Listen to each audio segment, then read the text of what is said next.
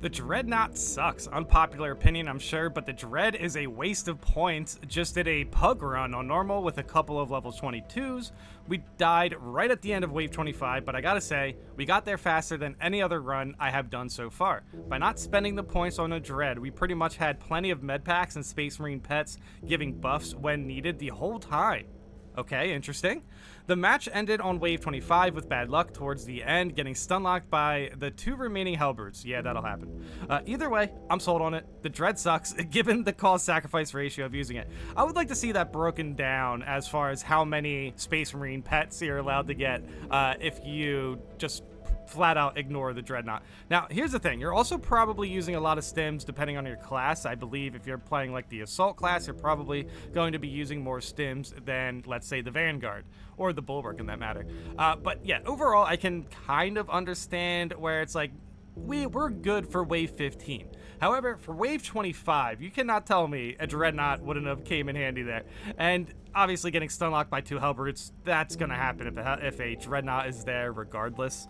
But I do think this is interesting because if I recall with some of my last couple runs, the Dreadnought felt pretty underwhelming, but that is ultimately depending on if your teammates are playing around it or not, as well as if you're playing around it or not. And sometimes I can definitely start to dodge away too much from the enemies that are pursuing me. So sometimes it can be a little bit difficult, to be completely honest, to just play around the Dreadnought, depending on what targets the Dreadnought is going after. However, I would definitely think the Dreadnought, sometimes you can blink and the Dreadnought just takes a whole bunch of things out that you're not really paying attention to. But yeah, I mean, it is hard to argue if you're able to play without it. You know, you are getting med packs, you are getting Space Marine pets, that's cool. Recently for normal mode, we definitely were in a position where if you just keep getting objectives, you can definitely get the Dreadnought for like wave 15 and then also get Space Marine pets throughout like the last couple waves.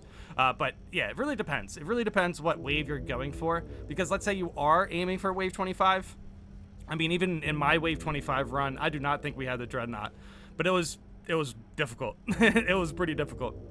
But yeah, overall, I think this is definitely depending on what team you're using and obviously what your teammates are doing. I will say though, if you notice somebody investing in the Dreadnought, try to keep an eye on it, because if you're able to just get it, it's, why not? Don't let your teammates just throw a whole bunch of points at the Dreadnought, fail to get it, and then, those points need to, be effective at some point. So if it's like 13, 50, just, try to throw in 50, try to throw in 100 if you can, get them closer, and then, yeah, that's, a pretty good way to play around it. But if you don't want to get the Dreadnought, just make sure you're spending your points wisely, you're holding on to them, because if your teammates notice that you're ready for a Dreadnought or have enough points for one, they might go for it.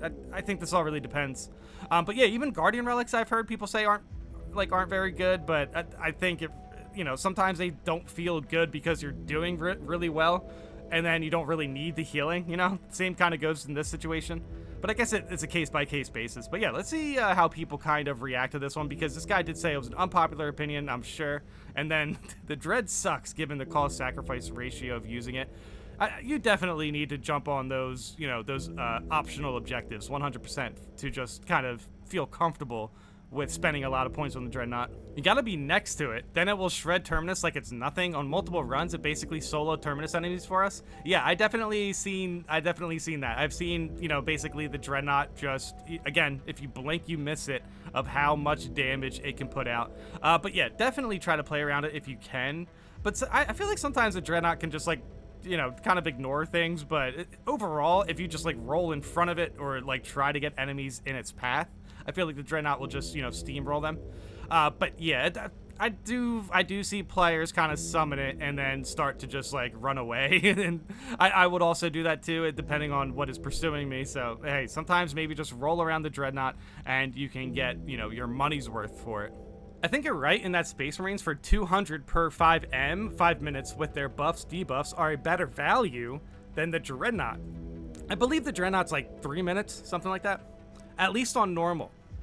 Every member of the party can grab a 5-minute meat shield for 600 resources versus blowing 1500 on the Dreadnought. The balance can be spent on ammo crates, grenades, etc. Yeah, but obviously they put up a good point as well, at least on normal. I do think perhaps maybe the Dreadnought is a little bit more worth it on hard mode, maybe? This is definitely a good conversation to have, though, because I think ultimately it really comes down to what you're spending your points on. If you have extra points for meat shields, that's definitely just, more power to you. But I can admit, yeah, the Space Marines are very useful, 100%. I think the Assault Space Marine is pretty cool as well. You get 30% extra cooldown, which is pretty worth it for, like, Bulwark. But yeah, ultimately, it just depends on how much points you have. But that's true. I guess, here's the thing, 5 minutes for a meat shield, but they might not even take out that many enemies. It is a meat shield, so do the Space Marines need to actually be combat effective? I will say that the Heavy's like the only one that seems to be any sort of combat effective, maybe the Sniper. But yeah, the Assault, as long as the Assault bot still just uses the hammer and a pistol, is probably not going to be very good if it can't do any slams. But again, the cooldown is pretty nice. Maxing Cadians is also worthwhile. They respawn and distract enemy attention.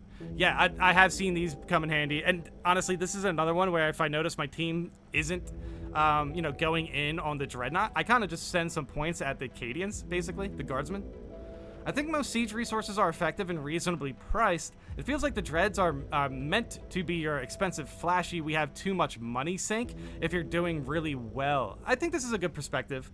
But yeah, it is definitely fun to see people kind of go back and forth on this, because it seems that everyone has like a different strategy when it comes to siege mode, which ultimately I think puts it into a position to be more fun. But yeah, the guardsmen are kind of fun to see around also. I definitely mentioned before we needed to see more guardsmen in the game, and this is definitely an opportunity to do that. But yeah, the extra benefits you get for the Space Marines it is pretty worth it. It is pretty worth it. I will always there are certain waves that I save like at least 200 points for when it comes down to the heavy bot. Like obviously like wave 10 is probably where I start to get the heavy bot for like those capstone waves if I can. But yeah, overall it depends if I have like the Guardian Relic or not. Again, if the Dreadnought is being invested into, the Guardsmen, if they're being invested into. But yeah, overall, like on wave 15, wave 10, wave 15, if I can, I'll get the heavy bot. If we're not getting the Dreadnought, I'll get the heavy bot. But I think the heavy bot is it's less, you get damage resistance from ranged attacks, which is more useful against Chaos. Against Tyranids, it can be kind of meh. It really depends. Because, yeah, even like the Ravener's Acid, the Lictors, there's just so much combo potential and melee attacks coming at you. The overall effectiveness of ranged damage resistance is, kind of not in a good position for Tyranids. But, I mean, you can also see Tyranids kind of do some crazy stuff like Zoanthropes, and those Gaunt range attacks can definitely stack up. So there's still some use in that. But yeah, overall, the heavy bot's best effectiveness is just the fact that it has a good weapon and can make you a little bit more tanky, which is pretty nice. Every other meat shield, I don't think is more worth it than the Dreadnought. That's kind of wild. But getting certain meat shields to make sure that you have good synergy within your team, I think is probably worth it. But it's really hard to say that the Assault bot, even with the cooldown reduction, is as good as the Dreadnought on hard mode. You know what I mean? So yeah, we definitely need to make sure we can tell the difference between what is more effective for normal and hard. I do think the Dreadnought potentially is more effective for those capstone waves than the meat shields, but I can understand where it's like, oh, we got really deep with the meat shields, and if you're a good team and you're have a lot of synergy, I can see a good team going far with just the meat shields. But it's hard. You can't say that wave 25 didn't need that Dreadnought. You know what I mean? They're like, those Halberds probably wouldn't have stun locked you if they would have just been blinked out of existence. I find 3 heavies much better. They can do a ton of damage and stick much closer to you than the Dreadnought. So if all 3 of you stand together, they just kill everything around you, and can even just melt bosses if they decide to shoot at them. I feel like you need to focus the bosses. Like if a Terminator jumped in there, I don't know. I guess if the heavy doesn't have a health pool, sure, the heavy's gonna beat the Terminator. But yeah, I still think to get them down quick enough for it to feel impactful, you should probably focus targets with the heavy bot, which I can still say is very effective. It's 600 points, which I think is a lot better value compared to the Dreadnought, and it gives you range damage reduction, so it just helps you stay alive. It does. But yeah, the hazards are more what I'm concerned about when it comes to Tyranids now in siege mode, when it comes to like wave, the heightened waves. But yeah, even still, like wave 15 Tyranids, there's a lot of hazards. So wave 10 Tyranids, there's a lot of hazards. As soon as there's a Neurothrope, there's going to be an insane amount of stuff on the floor that can just take you out. But this is interesting. Heavy bot versus Dreadnought. There's a lot of people who are kind of like, the Dreadnought can just destroy Terminus enemies. There's no contest. And then there's other people who are like, dude, the heavies kept me alive and they can take everything else out besides the Terminus. And not to mention the heavies also follow you. I said that's a pretty good point as well. The heavy bots do follow you around. So I can see where that's probably a certain appeal to players who are kind of spreading out. But yeah, you definitely need to make sure that you are playing together. But yeah, this is...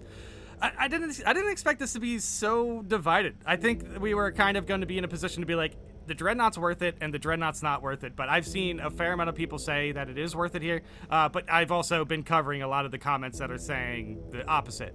But I mean, it's still pretty hard to argue that the Dreadnought, the DPS capability on the Dreadnought is definitely a valued component of that mechanic. You definitely just don't want to, make sure you summon the Dreadnought and run away from it. That's obviously not the way you're supposed to play, but sometimes you can't help it. So I can kind of understand where people are like, hey, I would rather just have the bot follow me around, and then if it just happens to shoot a Terminator, we can just take it out like super fast, and then just worry about the Hellbirds. But the Hellbird stagger is pretty terrible. Like the Hellbird stagger is pretty terrible. So the fact that the Dreadnought can just like immediately counter them in that sense probably makes it worth it for hard mode and like something like wave 25. But still, they got to wave 25. You're doing something right. Sometimes it just takes some good luck. Sometimes it just takes for something to go in your way or just one mistake to clean up.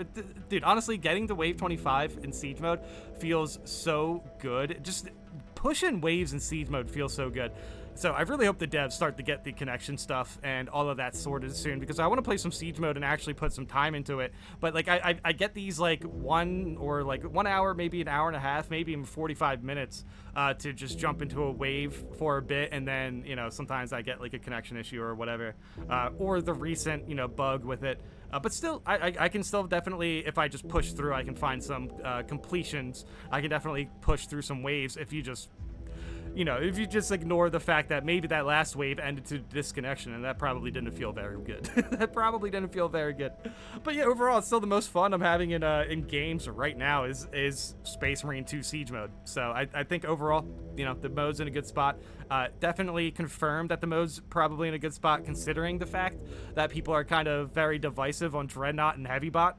So honestly, that just means that people have more options, and they know they can have options when they jump into these higher waves that are actually going to be effective. So that's nice. That's nice. Maybe we need a siege mode update for like maybe like a turret or something. That would be kind of cool. But yeah, we will see. We will see. Ultimately, the Dreadnought is going to blink out a Terminus enemy, but it is expensive, and it only lasts 3 minutes. I understand the argument there. I also understand the argument with the heavy bots and them being, cheap. And yeah, I do spend 200 on wave 10, wave 15. If I can on wave 20 and wave 25, if I can buy a bot there, yeah, I'll buy a bot if I can. But if we're like 100 points, 200 points away from a Dreadnought, depending on what wave it is, probably going to go for the Dreadnought. But yeah, let me know in the comments how you guys feel about this, and thanks for watching.